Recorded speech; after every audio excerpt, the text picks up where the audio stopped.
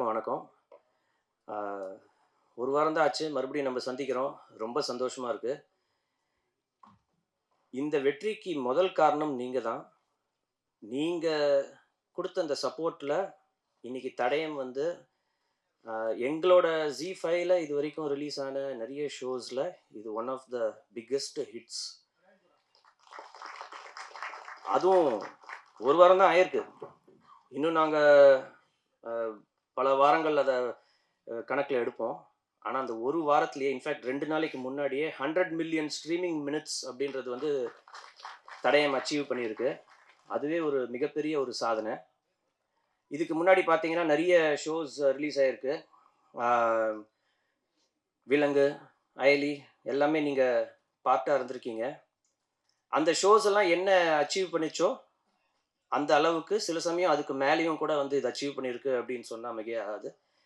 ஒரு வாரத்துல மிகப்பெரிய ரெக்கார்ட் இது. ஷேட்டரிங் ரெக்கார்ட்ஸ் அப்படின்னு சொல்லுவாங்க இல்லையா? அது வந்து தடயம் தான்.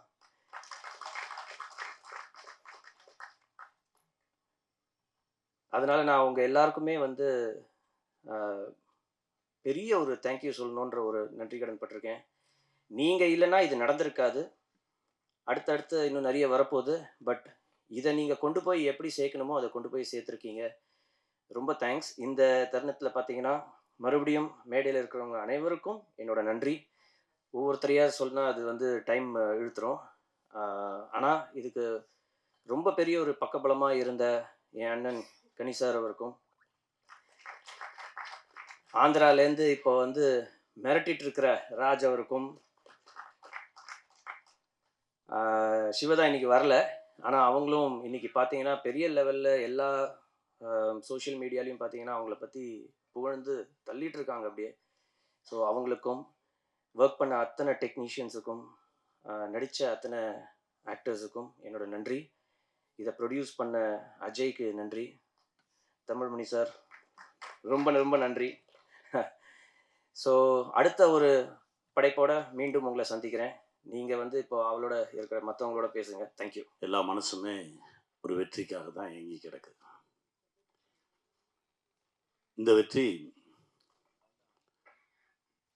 ரொம்ப ரொம்ப ஆழமா உள்ள போய் மனசுக்குள்ள நிறைய விஷயங்களை சரி பண்ணிடுச்சு, அப்படிதான் சொல்லணும். எப்பவுமே சேனல்ல இருக்கிறவங்க சொல்லவே மாட்டாங்க வெற்றியை. நல்லா இருக்கு, நிறைய நம்பர் வந்திருக்கு, உண்மையிலே இதுதான் அப்படின்னு சொல்லவே மாட்டாங்க. முதல்ல ஒருத்தன் சொல்லியிருக்கேன், அதுக்கே ரொம்ப சந்தோஷமா இருக்கு. என்னன்னா, கிட்டத்தட்ட நான் 3000 எபிசோட் டைரக்ட் பண்ணியிருக்கேன் ஸ்மால் ஸ்க்ரீனில். 3000 எபிசோடும் வந்து வாலில் வெடி வச்ச மாதிரி தான் ஓடிக்கிட்டு இருப்போம்.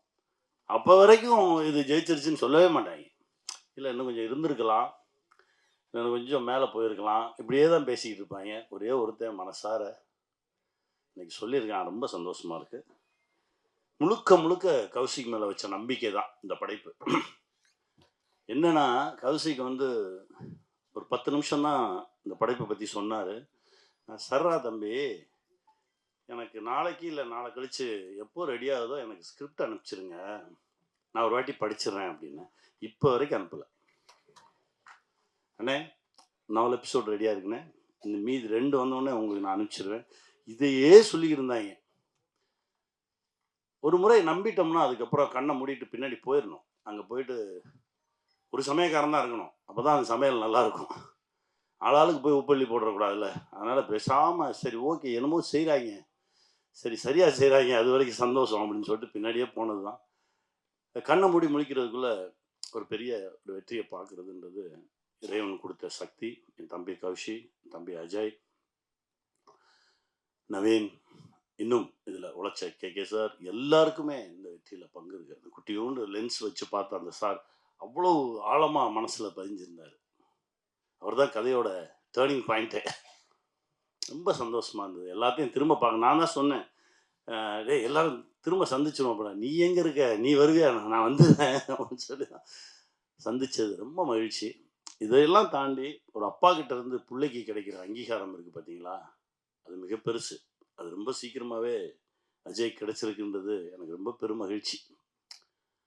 ஏன்னா ஊரெல்லாம் போய் ஜெயிச்சுட்டு வந்துடுவோம், வீட்டுக்குள்ளே மட்டும்தான் கிடைக்கவே கிடைக்காது. அந்த லுக்கே ஒரு மாதிரி இருக்கும். அனுபவிச்சிருக்கியா? சகோதர சகோதரி பத்திரிகையாளர்களே, நான் உங்களில் ஒருவன். என்னுடைய வாழ்க்கை உங்களிடம்தான் தொடங்கியது. அதில் என்னோடு பணியாற்றியவர்கள், நாங்கள் சகோதரர்களாக பழகியவர்கள் இதில் நிறைய பேர் இங்கே இருக்கிறீங்க.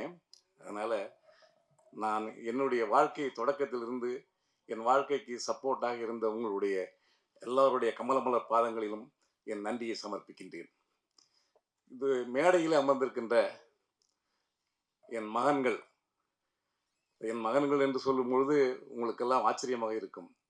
உண்மையிலேயே என் விஸ்டா விஷனில் நடித்தவர்கள், விஸ்டா பயின்றவர்கள் அவ்வளவு பேருமே எனக்கு மகன்களாகத்தான் இருந்து, அப்பா என்ற ஒரு வார்த்தையை தவிர வேறு எதுவும் பேசி அறியாதவர்கள்.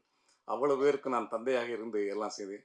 அந்த பட்டறையிலே அந்த இதில் உருவாகி வந்த என் மகன் கௌசிக்கு இங்கே பார்க்கும் பொழுது எனக்கு மிகப்பெரிய சந்தோஷம். அதே மாதிரி என் மகனை வந்து நான் ப்ரொடியூசராக வளர்க்கலை. ஆரம்ப காலத்திலிருந்து அவனை சினிமாவில் அடிமட்டத்திலிருந்து அவனை உருவாக்கியிருக்கிறேன். என்னுடைய சீரியல் எல்லாம் நடிக்க வச்சேன். அதுக்கு பிறகு தான் நீ ப்ரொடியூசராக வரணும், முதல்ல என்ன மாதிரியே வான்னு சொல்லி கொண்டுட்டு வந்தேன். என்னுடைய உதவிகள் இல்லாமையே இன்றைக்கு இந்த அளவுக்கு வளர்ந்திருக்கின்ற என் மகன் அஜய் கிருஷ்ணாவுக்கு என்னுடைய மனமார்ந்த வாழ்த்துக்கள். அதே மாதிரி இங்கே நான் படங்களை எப்பொழுதுமே என்னுடைய படங்கள், நான் எடுத்த படங்களாகட்டும் சீரியலாகட்டும், நான் தனிப்பட்ட முறையில் படம் பார்த்ததே இல்லை.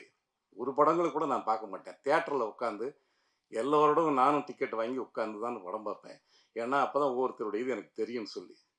ஆனால் இந்த தடையும் எனக்கு அதில் ஒரு சின்ன இதை நான் என் தயாரிப்பாளர் எலெக்ஷன் நடக்கும்போது கூட என் மகன் சரவணனும் என் மகனை கூப்பிட்டு இந்த படத்தில் நின்று கௌசிக்கு சொன்னதுனால ஒரு சின்ன பாத்திரம் தான் அதில் நடித்து கொடுத்துட்டு போனேன்.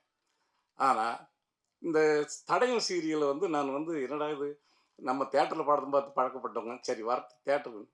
அதே மாதிரி என் வீட்டில் உட்கார்ந்து இந்த தடயத்தை நான் பார்க்கும் பொழுது இயக்குனருடைய கைவண்ணமும் கேமராமேனுடைய அதை நான் என்ன சொல்கிறேன், நானும் நிறைய படங்கள் எடுத்திருக்கேன். எங்களுடைய இதில் உருவானவர்கள் நிறைய பேர்.